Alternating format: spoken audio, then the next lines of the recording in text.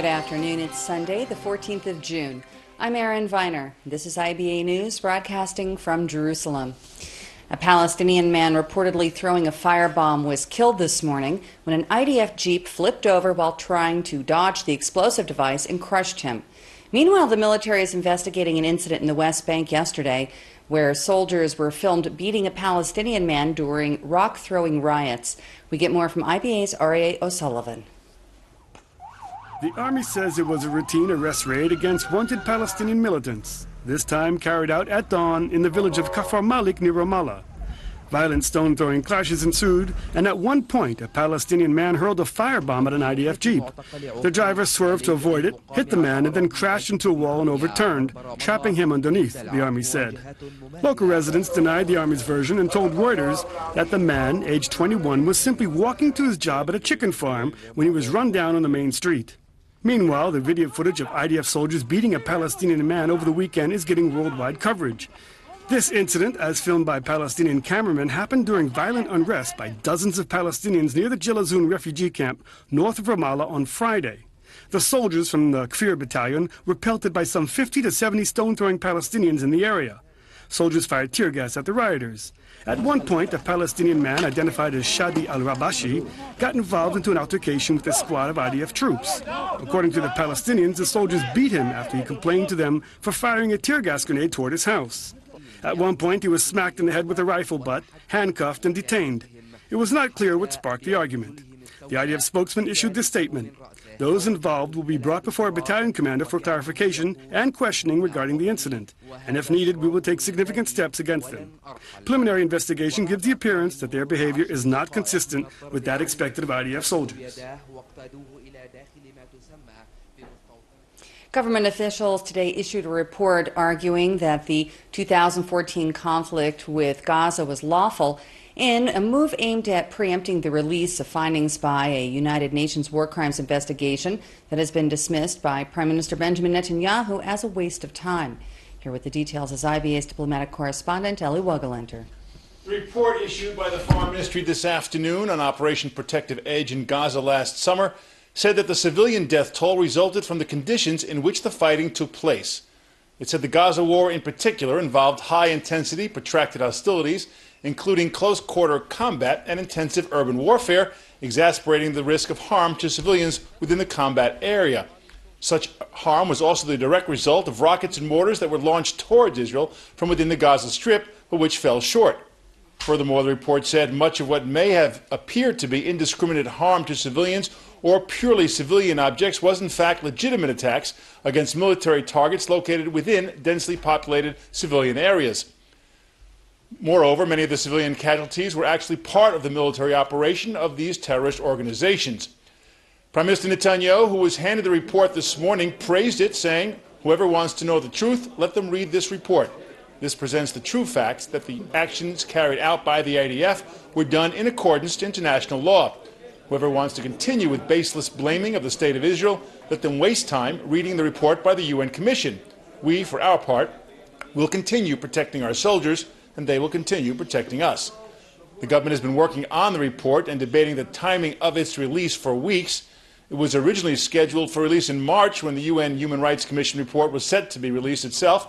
Both reports were postponed after the Commission's head, William Shabbos, was forced to step down when it was revealed that he had worked previously as a paid consultant for the PLO in 2012.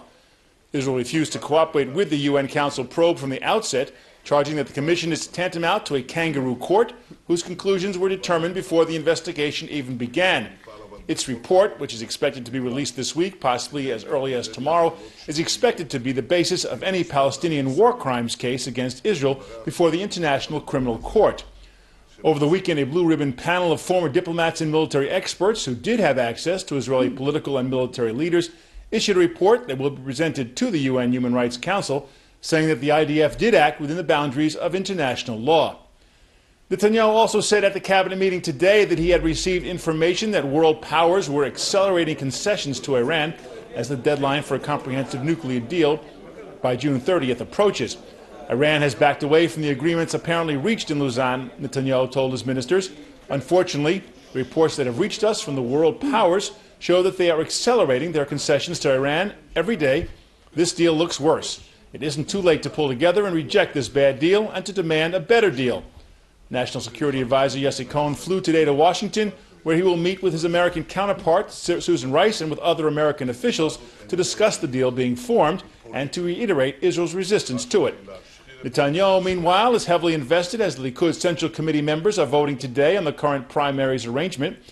Their choice is whether to keep the current system by which Knesset candidates are chosen by the 100,000 Likud members or adopt a compromise proposal backed by the Prime Minister in which all the members would select the party's top candidates and the Central Committee would pick candidates further down the list in reserved slots for new candidates.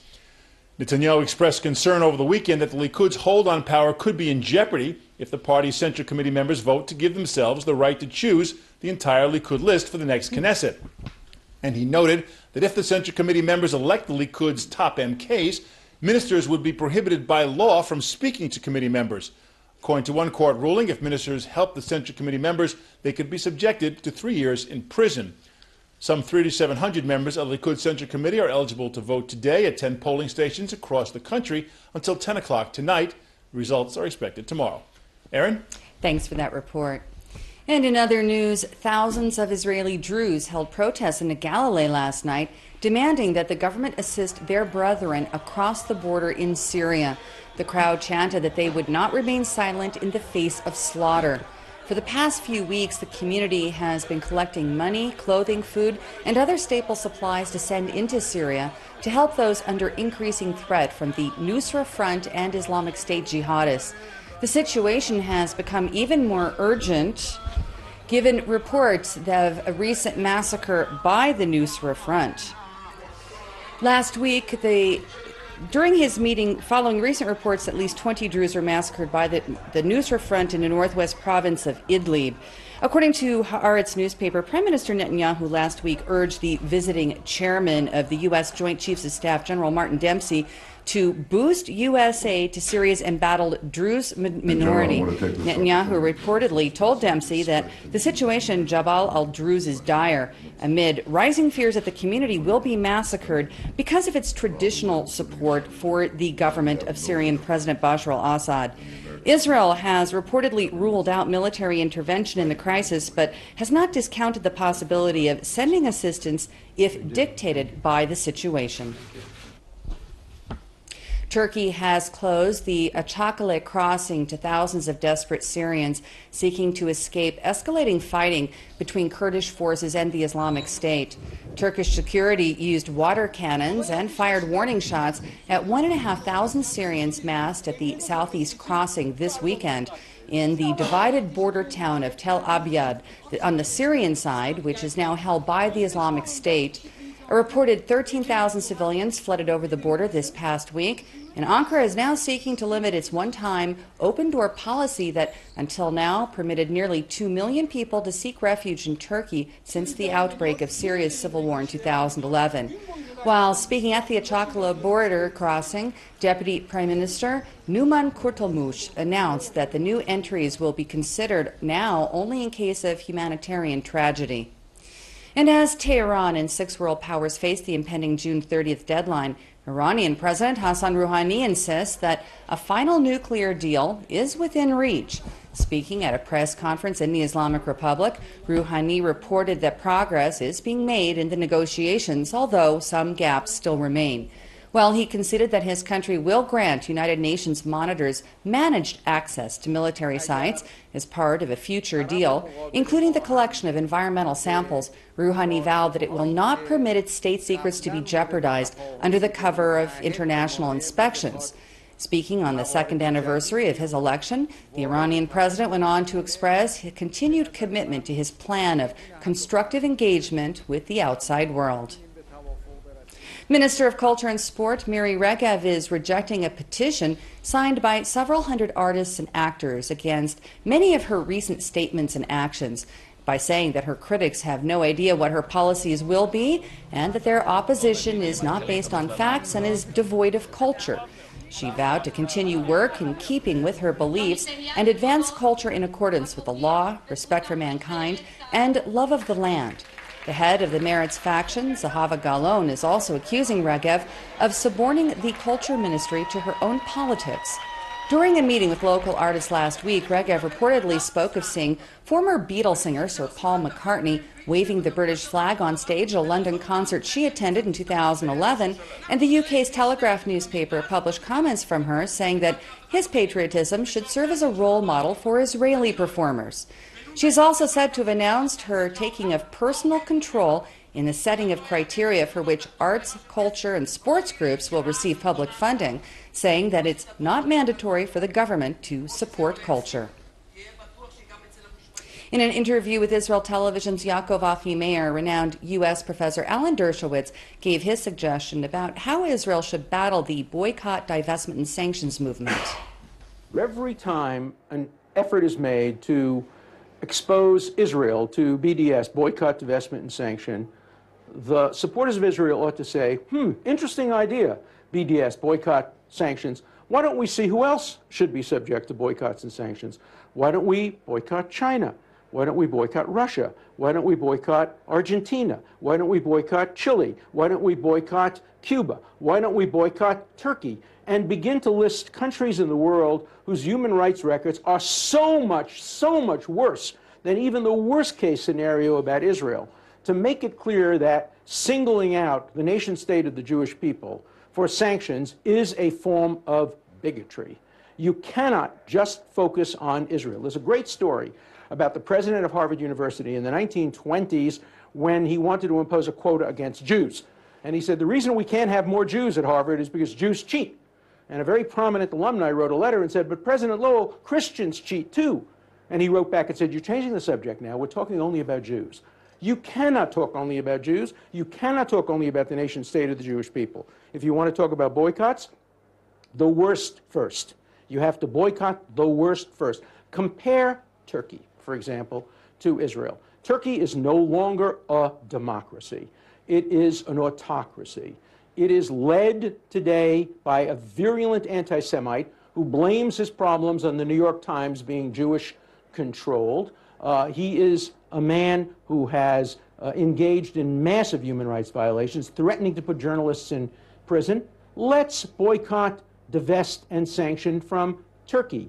We'll get to Israel in the order in which it deserves, about 197th on the list of 200 countries in the world, but not number one. But how Israel can confront this idea?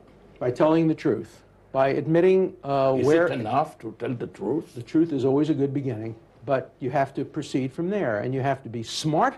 You have to use modern technology. I'm here in Israel with my granddaughter who just graduated from Harvard University, and she has been pushing me very hard on why we have to use modern social network technology to tell the truth about Israel. It's not enough for me to make speeches. It's not enough to use newspapers. It's not enough to use television.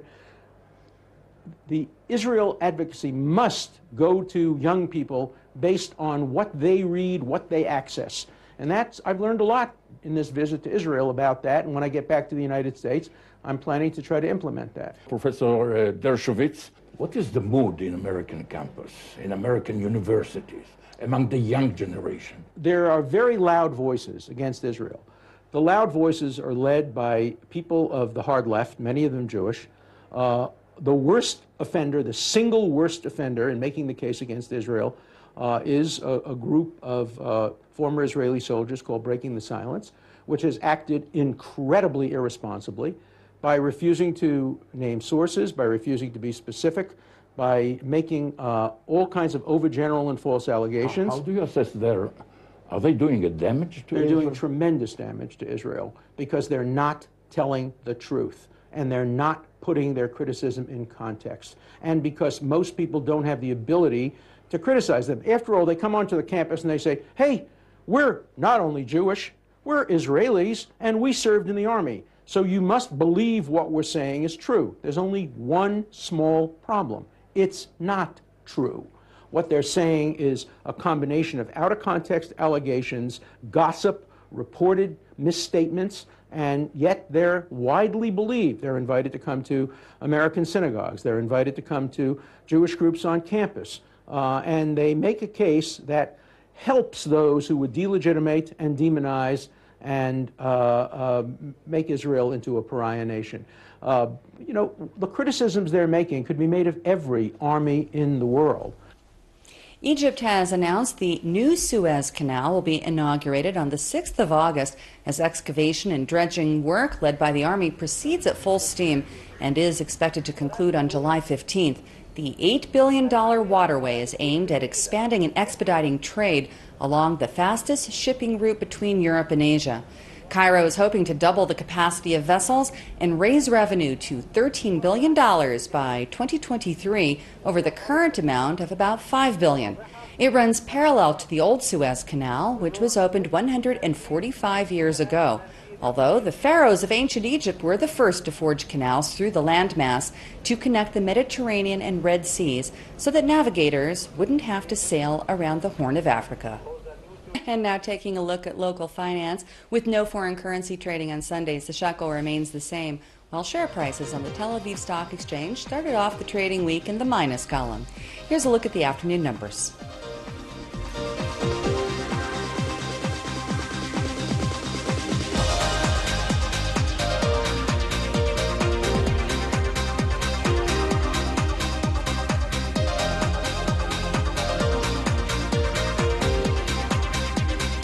The IBA weather team tells us we can expect mostly sunny skies and a slight rise in temperatures tomorrow. Here's the forecast home and abroad over the next 24 hours.